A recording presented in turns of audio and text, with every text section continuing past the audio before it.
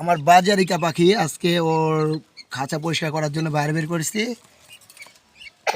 ওর 7টা বাচ্চার ভিতর 2টা বাচ্চা মরা গেছে, এখনো 5টা বাচ্চা বড় হচ্ছে আলহামদুলিল্লাহ। এবার 5টি বাচ্চা আমার বড় হয়েছে, তার ভিতর কালকে একটা ছোটোটা মারা গেছে। ওকে হ্যান্ড ফিডিং করানোর পরেও ঠান্ডায় মারা গেছে, ঠান্ডাজনিত কারণে এবং ছোট হওয়ার কারণে, পর্যাপ্ত খাবার না পাওয়ার কারণে দেখা গেছে যে ও অপুষ্টিজনিত রোগে মারা গেছে। এই বাজারিকা পাখিগুলি ইনশাল্লাহ এর আগের বারও 6টা ডিম দিয়েছিল, এবার 7টা ডিম, 7টা বাচ্চা উঠানোর পরে 5টা টিকে গেছে। আগের বার টিকেছিল 2টা, আর 4টা নষ্ট হয়েছিল আমার কারণে।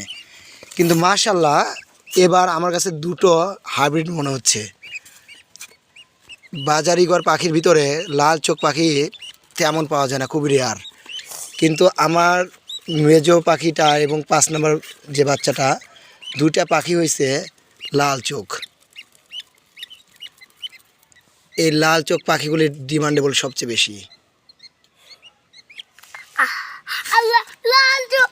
মাশাল্লাহ লাল চোখ পাখিগুলি আমি পুষবো, আবার ইনশাল্লাহ পাখি থেকে অনেক পাখি হবে। এখন আমার কাছে মোটামুটি অনেকগুলি পাখি আছে, আরও খাঁচা আছে, ওগুলো পরে পরিষ্কার করবো। ধন্যবাদ সবাইকে। এইদিকে তাকাও তো আকাশ, এদিকে আসো আব্দুর রহমান।